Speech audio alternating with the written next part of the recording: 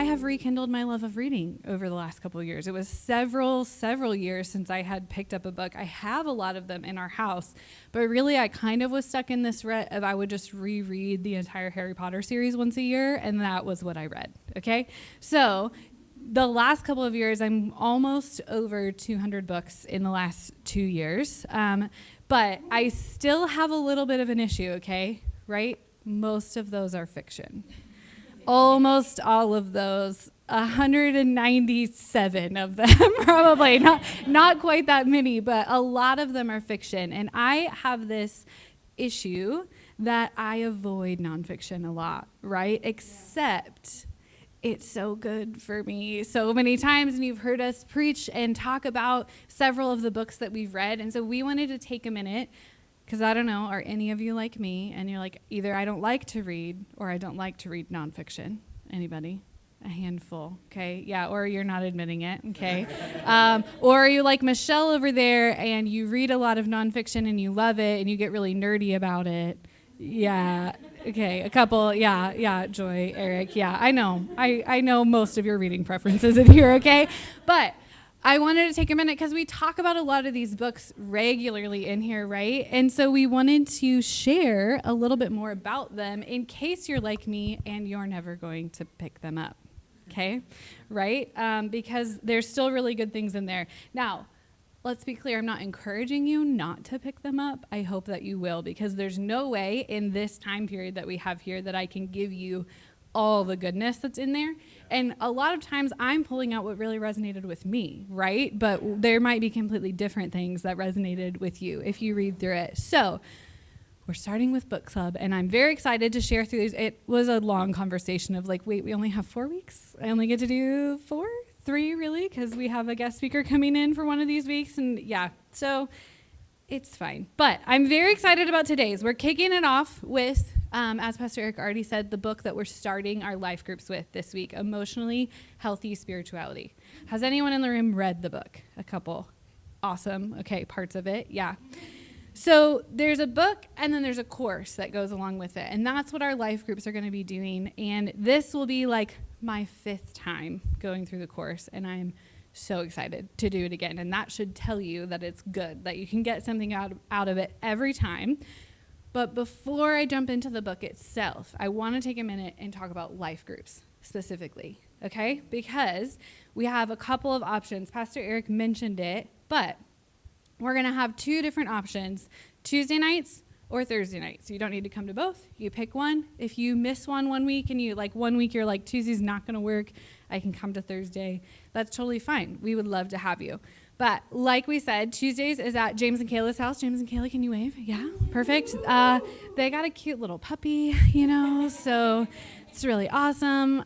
They're great cooks. Thursday is at our house, and we have childcare and a room that we put them in with childcare so that we can focus for a little bit, And Pastor Aeric is also a really great cook. So if you didn't notice, you come to either of these groups and you'll walk in. We open our homes about 6:30, and I'm going to belabor this for a minute in case you haven't come, because I want to try to answer any question you might have in your head. And if I don't get it answered afterwards, please let me know or shout it out and I'll answer it for you. But you come. Our home's open at 6:30. We will have dinner for you, partially because if you're coming in hot from work, you don't have time for an extra stop, right?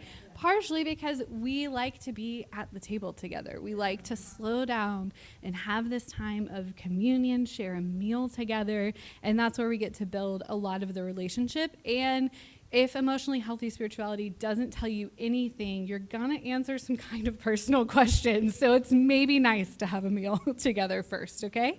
But so we do that, and then somewhere between, 6:45, 7:15, we'll sit down, we'll pray together, and we're going to invite God to be with us as we watch a video lesson and then answer some questions kind of throughout the time. You don't have to answer anything. We encourage everyone to answer what they're able. If you're brand new to it, as you get a little closer, hear other people answer, it might get a bit more comfortable.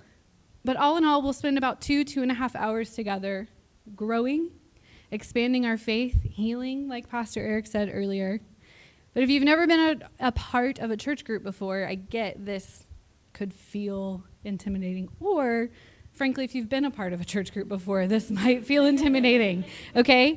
I want to make something very clear.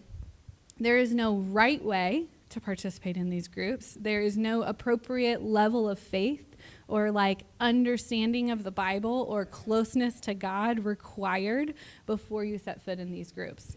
We want you to come as you are and be honest with where you're at, who you are, how you're encountering the world and God right now, so that we can do this journey with you.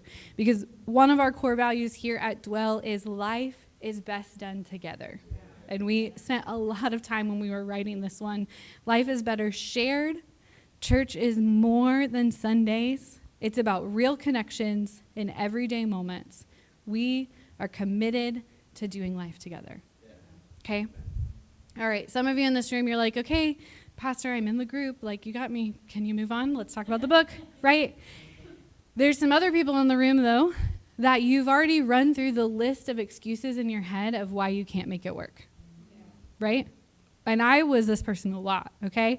So I want to be clear, because a lot of you come to us with ideas about different ways we can create community here at Dwell or get people together. And honestly, I love those ideas.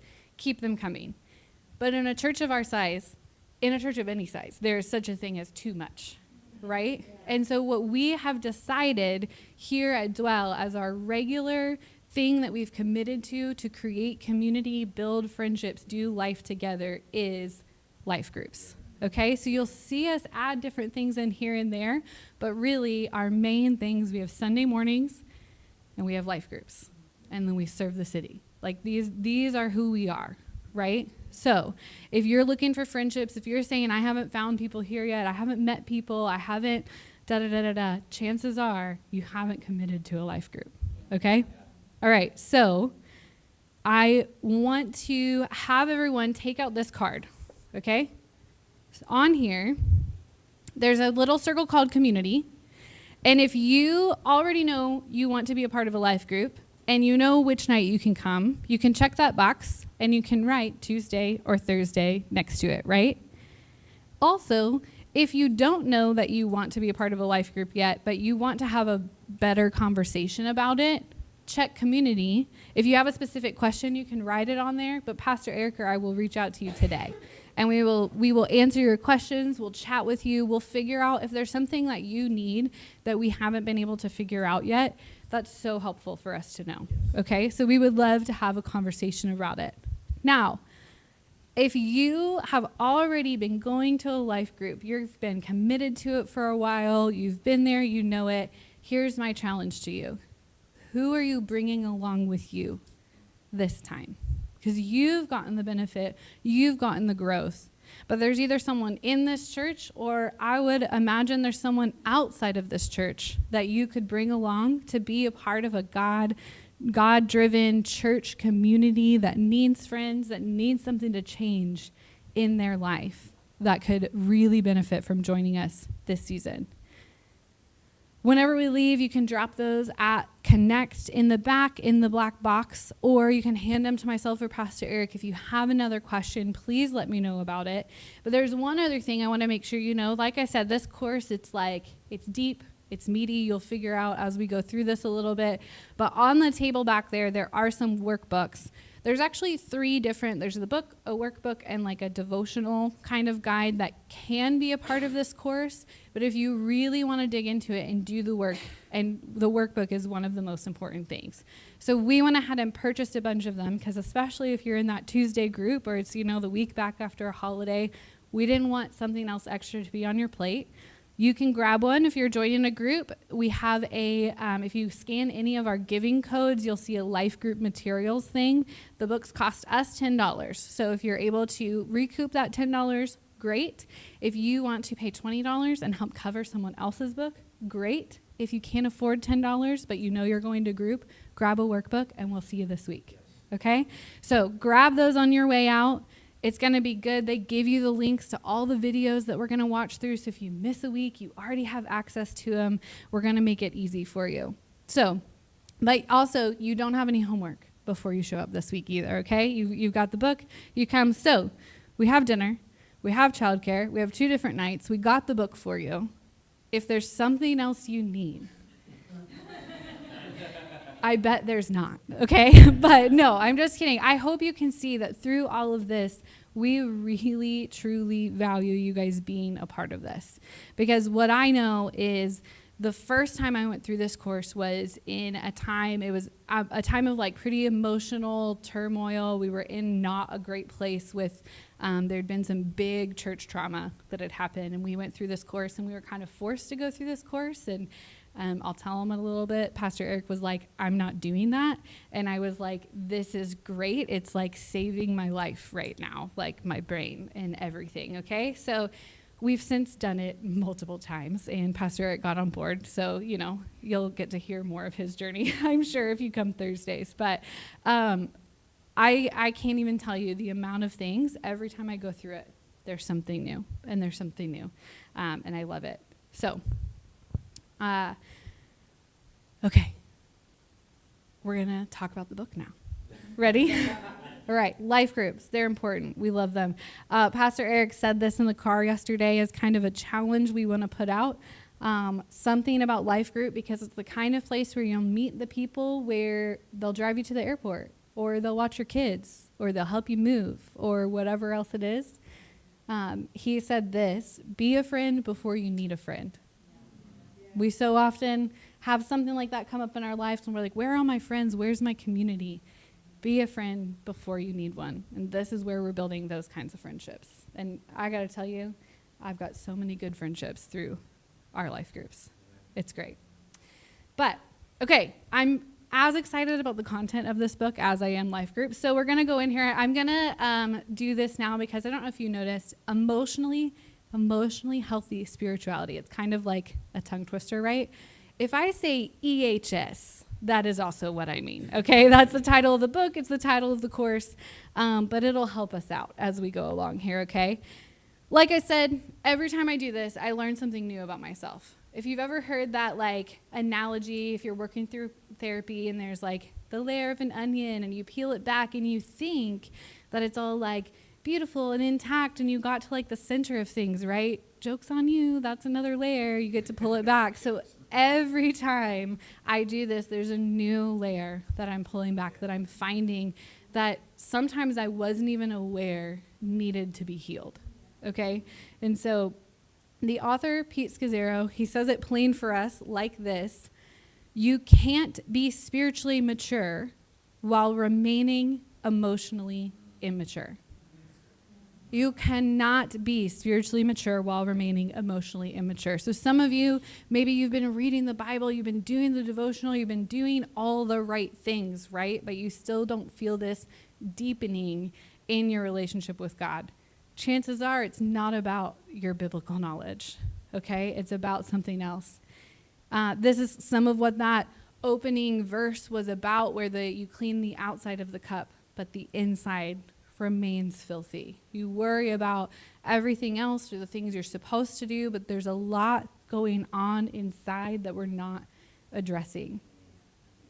Peter Scazzero, he's the author, and you'll see him in the videos if you join the group, but he goes on further to say that many Christians know how to do church, quote unquote, right? Yeah. We know how to do church, but just as many don't understand how to be emotionally honest or spiritually deep.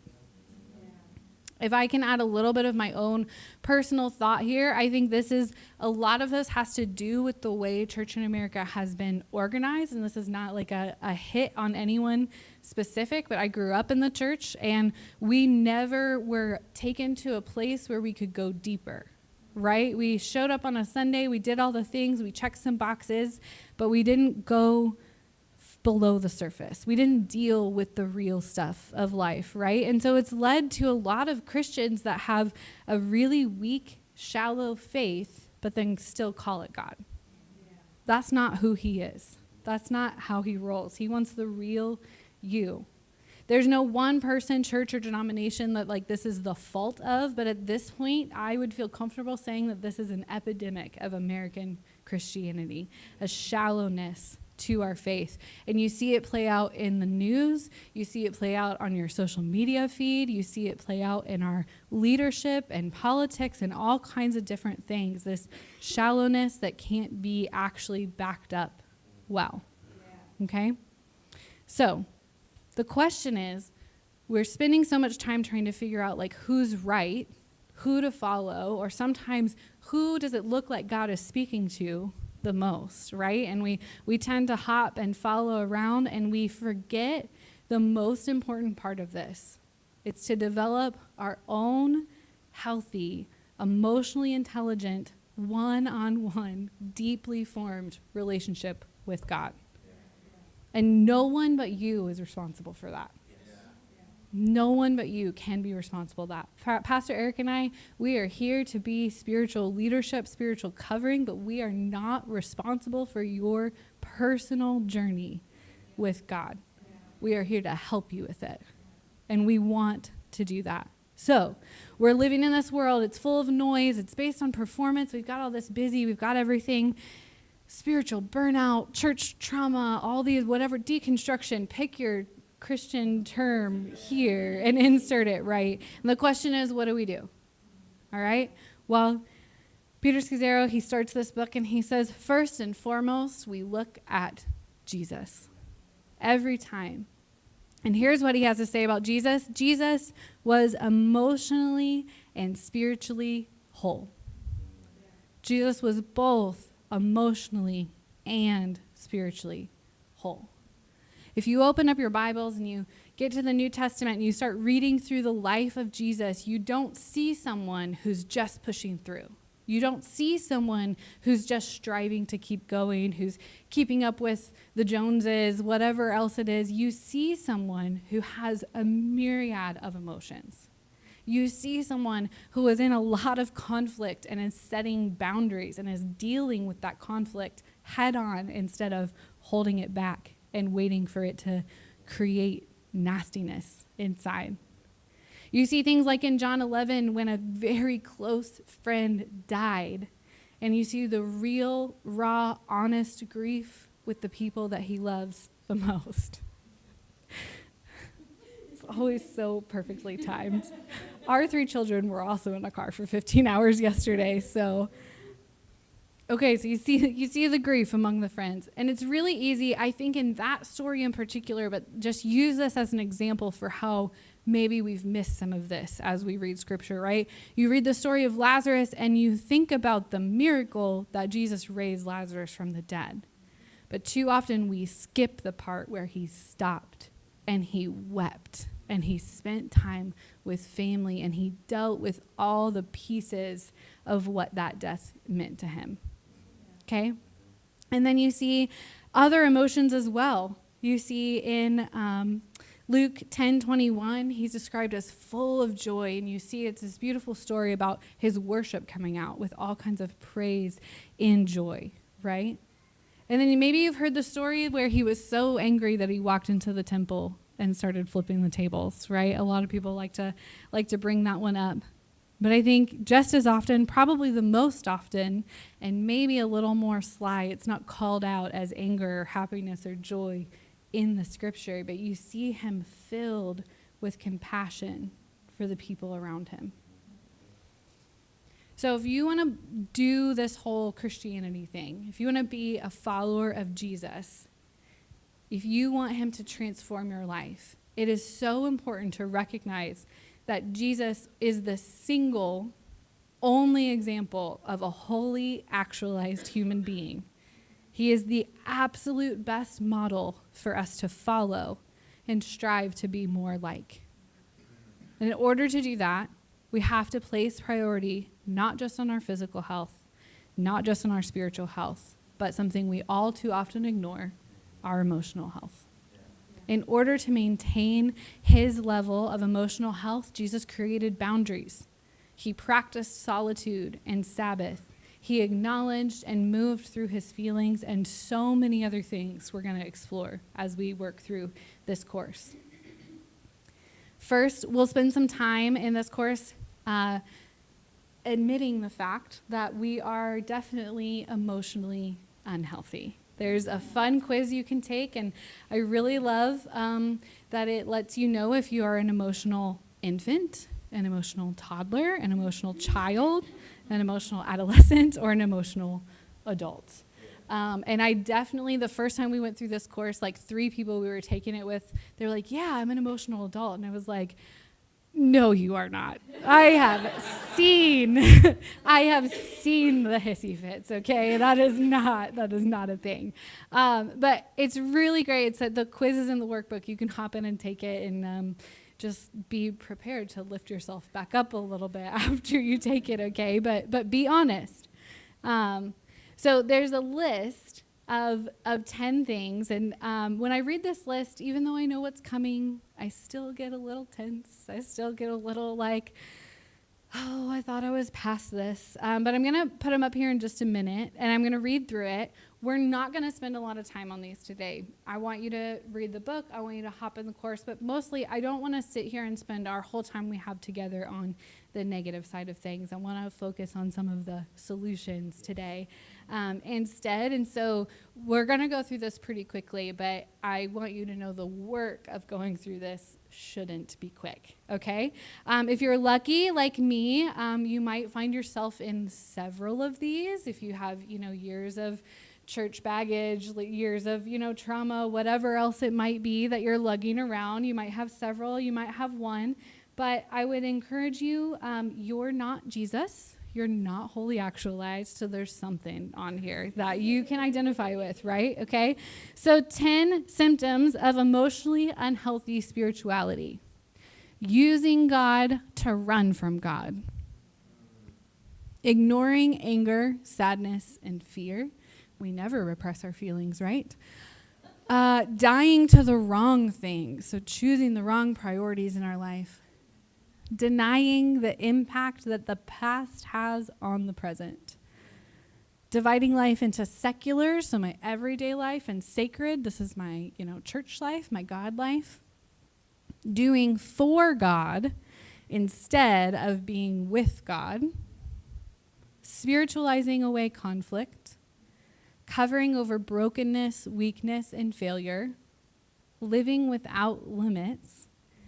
Or judging other people's spiritual journey. Oh, see, I just did that one because I just told you a story about how I judged other people's emotional health. So we're all in this together, all right? All right.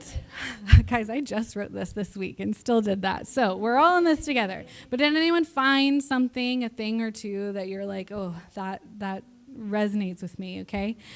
So again, we're not going to spend a lot of time here. The book does give you a description of a lot of these. But I hope that you'll take the step to explore this further in some way. What I want you to know, spiritual maturity requires more than being biblically informed, like we talked about. It requires the combination of emotional health and what we call contemplative spirituality. Now, you may not have heard that term before, but we've actually been talking about it a lot over the last year. We've been talking about practicing the way and slowing down and reducing our pace of life. Emotional health deals with things such as naming, recognizing, and managing our own feelings. Breaking destructive patterns in our lives, whether we're the one that created them or someone else put them there, but breaking those off. Expressing, developing the capacity to express thoughts and feelings clearly. I have a lot of strong feelings. You can ask my husband how well I communicate those often. If I'm judging by half of our road trip, not very often. He looked at me several times like, what are you feeling right now? What do you need? Usually food was the answer. Contemplative spirituality, on the other hand, is, like I said, that's a lot of what we've been talking about, but it's slowing down, spending time, and contemplating it's this slow, thoughtful being with God. As we strengthen both our emotional health and deepen contemplative spirituality, our relationship with God can be wholly transformed. But not only that with God, but our relationship with ourselves and our relationship with others. So, how do we do it? What's the first step on the journey? What I'm going to go through here through this message is actually like a mini recap, very mini. Like I said, we don't have time to really dig into all of them, but essentially of the chapters and then the weeks of the course. So you can get kind of an overview of what it looks like. So the first step Peter Scazzero puts out there is know yourself that you may know God. So spiritual growth requires a deep self-awareness. We talked about that quiz, and we talked about the instinct, even when you're the only one going to see the results, right? Is to like make yourself look better, right? But we do that in so many places that we've built up this like fake version of who we are in our heads. We lie to even ourselves about who we are, that we skip over half of those symptoms that we actually have. We often neglect what's going on internally, and that puts a cap on all of our relationships, including our relationship with God. But despite the fact that God knows every hair on our head, every thought in our mind, we're busy repressing and suppressing that we don't understand ourselves, right? So we're going to start with a little bit of a first date with ourselves, okay? Right? We figure out who we are, how we're doing, and what we've been covering up, right? So you pause and you take some time to honestly examine emotions, past experiences, motivations. And you start to uncover how these things influence not only your faith, but just your general life behaviors. Okay, did anyone else have a reaction to that of like, oh, I don't know if I want to do that, right? Like this is not easy work. Often that's why we feel like the workbook is so important, because there's great exercises in there to help us figure it out. But I think it's time, if we want to be emotionally healthy, it's time for many of us to put on our own oxygen mask first, right? Okay? So knowing yourself, truly knowing yourself. I needed to hear this, so I'm going to slow down real quick and say it, because I feel like there's some other people who feel this way. Taking the time to know yourself in this way is not selfish. It's essential. It's essential to be able to love God, and it is essential to be able to love people. And those are his biggest calling on everybody's life. That is not our individual unique purpose. That is his call to all of his followers. Okay, so we're going to get to know ourselves a little bit, right?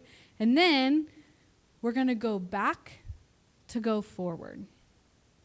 So there's like this running joke, right? Anytime you see on a sitcom or in a comic strip or something, and someone's starting therapy for the first time, and they sit down on the couch, and the therapist says, "So tell me about your parents," right? That's like the thing. Well, turns out because your past is kind of important to who you are today, right?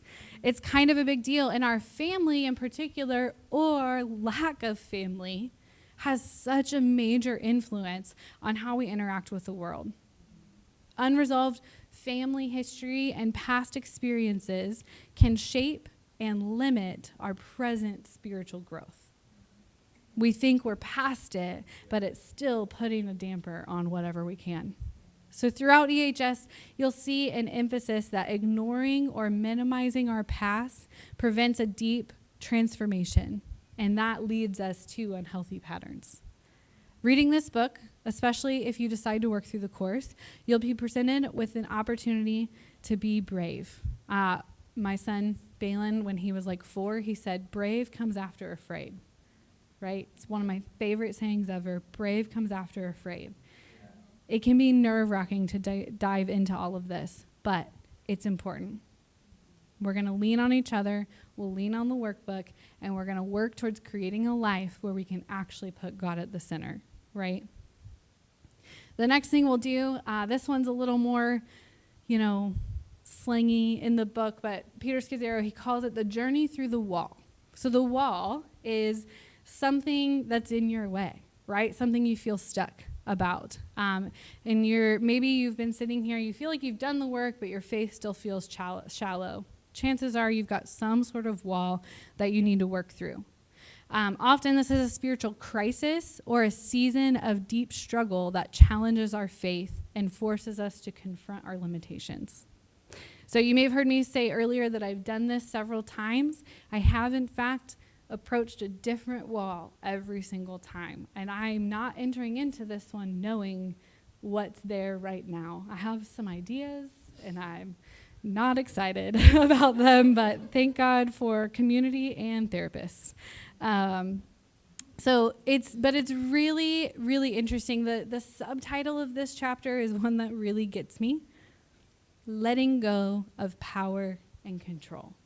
Yeah. Usually that's what's holding us at the wall. We just did this road trip, and I had no problem relinquishing control to my GPS to tell me how to go, right? So why do I have a problem relinquishing control of my life to God? He's smarter than my GPS, okay? But the wall, it's not a detour. It's a necessary part of the journey. Too often we try to go around it, go under it, go over it, whatever it is. But we have to go through the wall. We have to trust God to lead us through it, trust ourselves to come out on the other side stronger. God invites us to surrender, trust deeply, and let go of control. When we move through the wall, we emerge with a deeper, more surrendered relationship with God as a more humble, free, and loving human. Anyone else want those words to describe them? Humble, free, loving.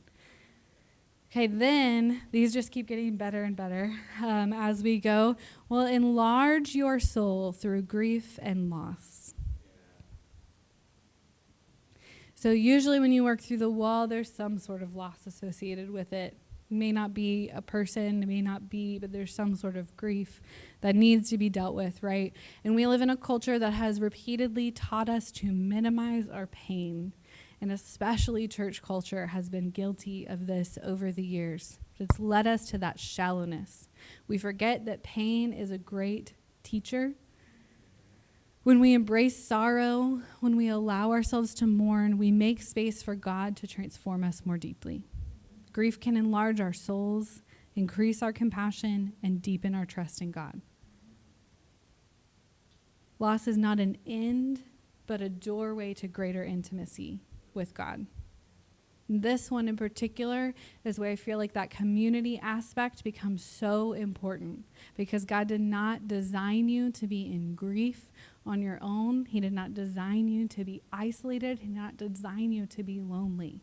He designed you to be a part of his church, to be a part of the loving people who can help you with that.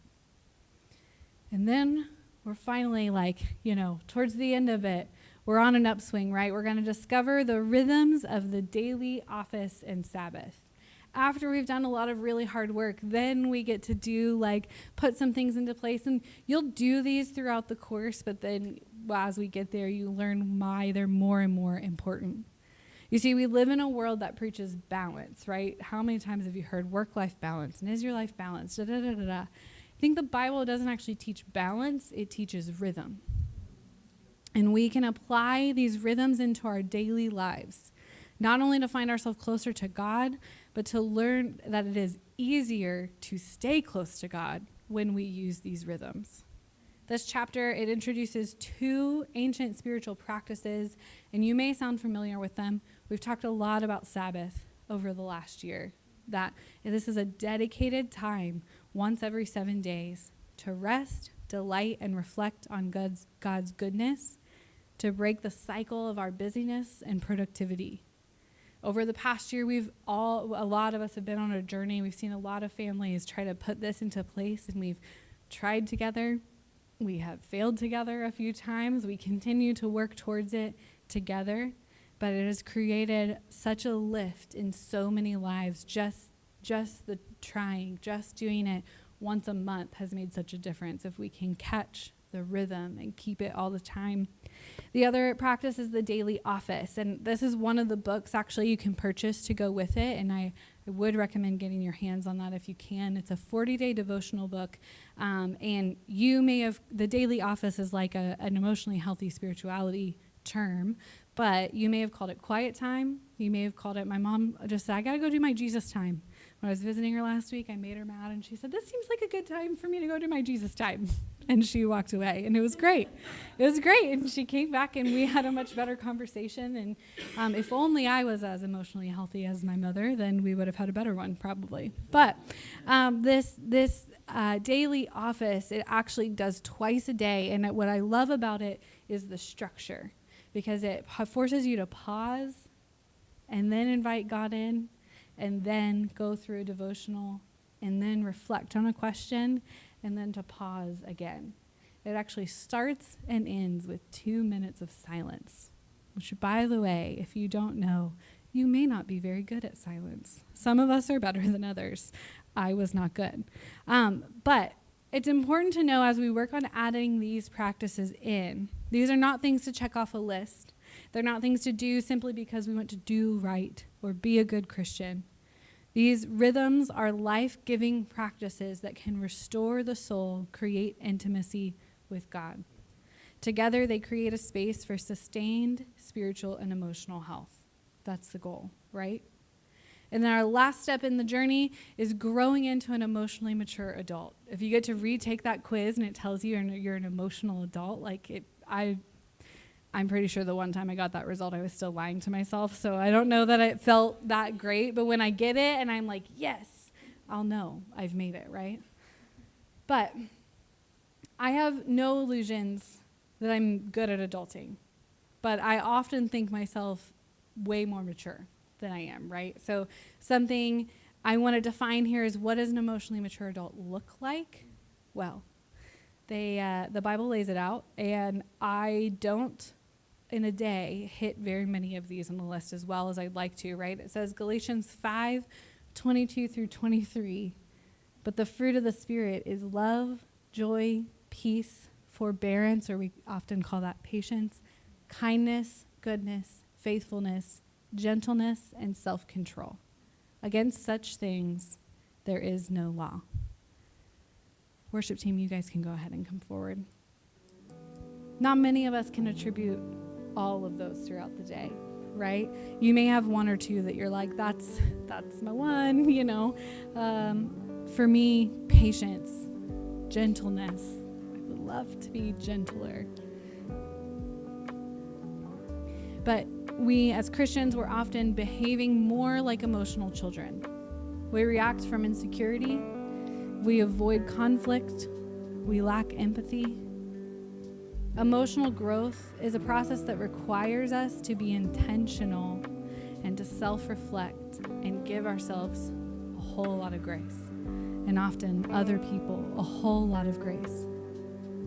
If we can succeed here, we will have healthier relationships with other people, and we will more authentically reflect Christ here on earth. After we work through all these steps together, the last part is creating a rule of life. And you may have heard about this as we talk about practicing the way. This is actually where practicing the way kind of picks up with the rule of life. And this is a personal framework where we can intentionally structure our spiritual growth. Anyone else like structure? You like to know what to do? Yeah. I'd encourage you, if you're not ready to do this whole journey with us, at a bare minimum, Practicing the Way has a rule of life builder that you can hop in and start to set up for yourself. These are very individual, very personalized, but sometimes we struggle with the word rule. We hear rigidity.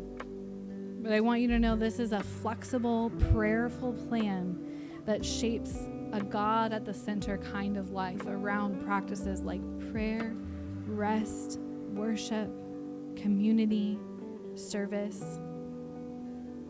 Without these rhythms, our spiritual lives have a tendency to drift. They have a tendency to be formed more by the world and culture and busyness than God's purpose for us. Today, I want us to stop at that question. Am I living in line with God's purpose for me? Am I doing what He called me for? Are there parts of my life that I'm hiding from God? Are there parts of my life that I'm hiding from others? Are there parts of my life that I'm hiding from myself? On the flip side of that, what would it look like if I let go of control? What if I took 8 weeks to go on a journey with a church community that loves me? What if I got to come out on the other side a healthier version of myself, both emotionally and spiritually? What do you think would look different in your life at the end of that 8 weeks?